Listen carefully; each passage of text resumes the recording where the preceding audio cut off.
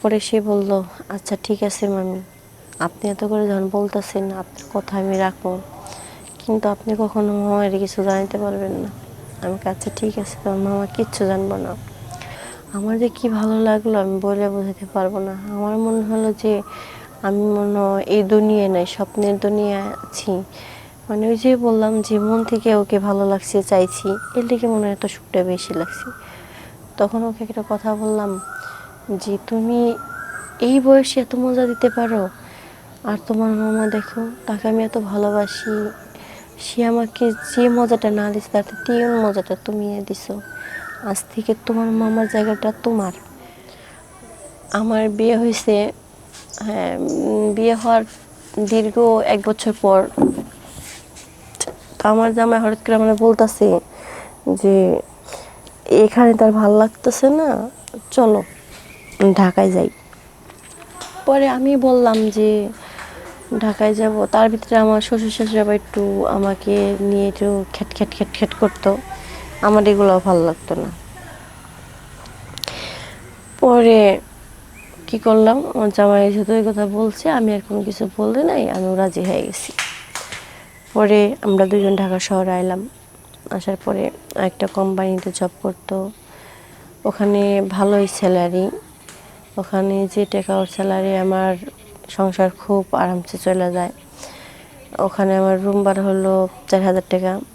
4,000 টাকা রুম দিয়ে current bill till মানে গ্যাস ট্যাস দিয়ে আমার 7-8 পড়ে যায়, তো পড়ে যাইতো।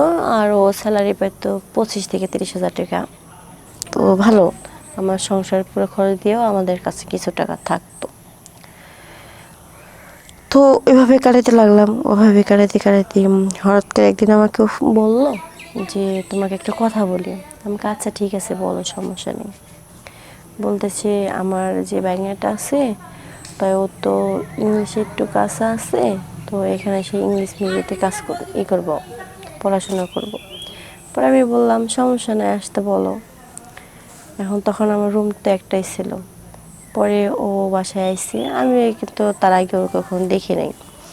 তো বাসায় আসার পরে আমার নিজের কাছে ওকে ওখানটা ভালো লাগছে। ও যেমন লম্বা ছেলে তেমন স্মার্ট, সুন্দর, ভালো লাগছে। পরে আর মানে বাংলা তো লাগে, অত ওই দিকে আর এত খেয়াল দিই, কিন্তু আর কি মন থেকে অনেকটা ভালো লাগছে, বুয়া খাসা করেনি।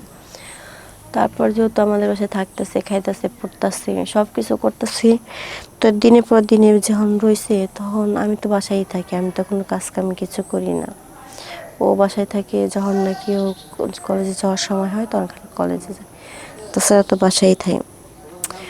আর আমার জামাইটা তো দিন ভরে অফিসই করে, মানে প্রতিদিন রাত 10টা যদি শেষ হয়, ওর বাসায় আসতে আসতে 12টা 1টা বাজে।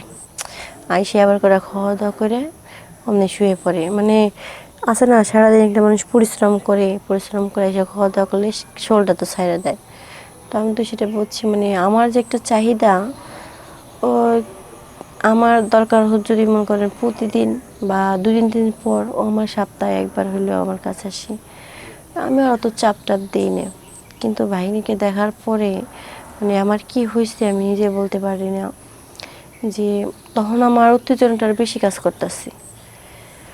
তো যখন নাকি ও রয়েছে বাইক নিয়ে এখানে সেখানে শুয়ে শুয়ে থাকতো, আমি বাসায় একা থাকতাম, ওকে দেখার পর আমার আর কোনো কিছু ভালো লাগে না।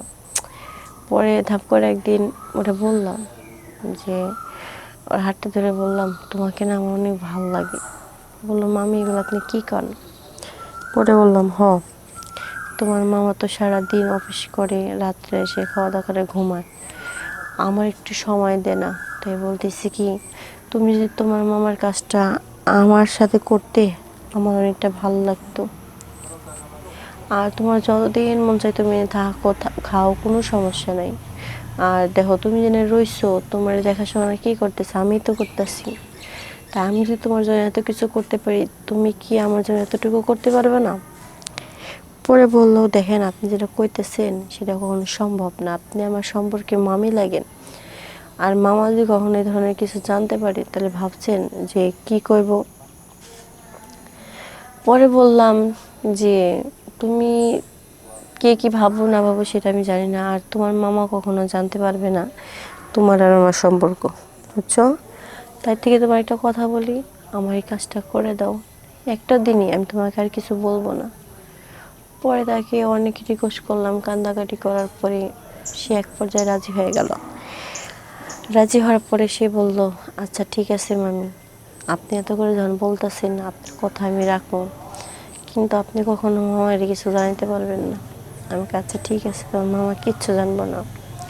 আমার যে কি ভালো লাগলো আমি বলে বোঝাতে পারবো না। আমার মনে হলো যে আমি মনে হয় এই দুনিয়ায় নাই, স্বপ্নের দুনিয়ায় আছি।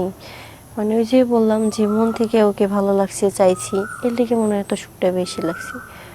তখন ওকে একটা কথা বললাম যে তুমি এই বয়সে এত মজা দিতে পারো, আর তোমার মামা দেখো, তাকে আমি এত ভালোবাসি, সে আমাকে যে মজাটা না দিচ্ছে তাতে 3 মজাটা তুমি দিছো। আজ থেকে তোমার মামার জায়গাটা তোমার। পরে বললো যে না মামি, এটা ঠিক না, মামার জায়গা আমার দেবেন মানে? আমি বললাম, আরে বোকা, সংসার তো তোমার মামার সাথেই আমি করব, কিন্তু বাকি কাজটা তোমার সাথেই করব।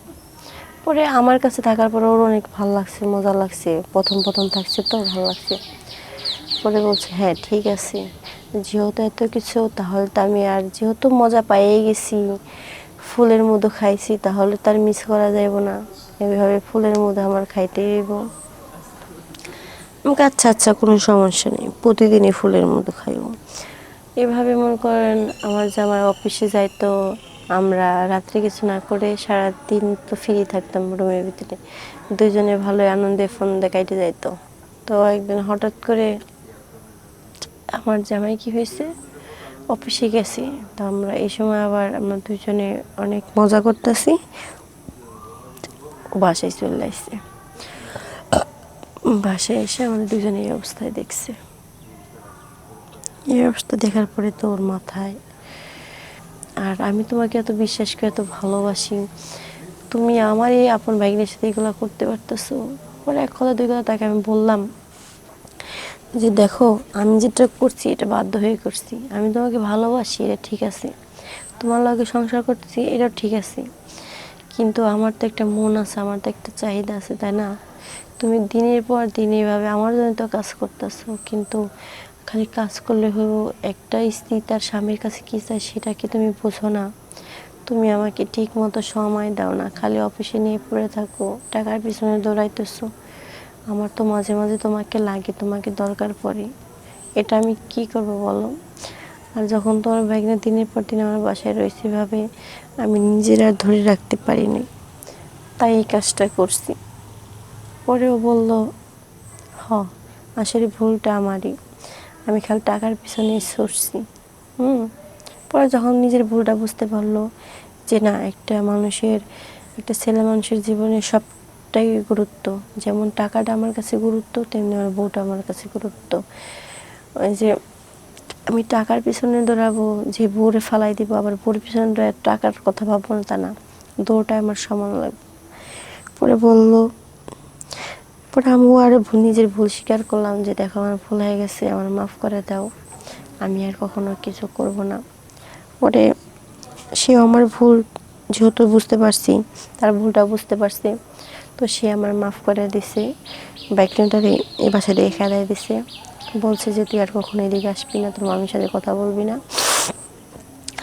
তারপরে আমার জামাই আমারে 2 দিন পর পর, 1 দিন পর পরই সময় দিত। পরে এখন এমন সময় দেয় আমারই মাঝে মাঝে রাগ উঠে যেত যে কী ব্যাপার, তুমি এত রোমান্টিক হয়ে যাচ্ছ দিনে দিনে, আগে তো সময়ই দিতে না এখন। পরে বলল যে আগে সময় দিতে পারি না দেখে আমার বউটা এরকম পাগলামি করছে, আর এখন সময় দিতে পারি দেখাও এখন আবার পাগলামি করে। তো আমাদের স্বামী স্ত্রীর সংসার আল্লাহর মতো ভালোই কাটতেছে। কারণ আমি মনে করি ওই ভুলটা যদি তখন না করতাম, তাহলে আমার জামাইটা শুধরাইতো না, আজকে আমার কপালে এত সুখ হইতো না। তো যা করছি আমার মন থেকে ভালো করছি, কিন্তু আপনারা এই ধরনের কাজ করেন না, আগে পরিস্থিতি দেখবেন, বুঝবেন, যদি কখনো এই ধরনের কিছু করেন তাহলে পরিস্থিতি দেখে বুঝে তারপর। তাছাড়া কখনোই আমি চাই না যে আমার মতো কেউ কিছু করুক, কারণ সবার কপাল তার সব কিছু সয় না। আমার হাজবেন্ড ভালো দেখে আমাকে মনে করেন মাফ করে দিছে, আপনারটা তো নাও হতে পারে।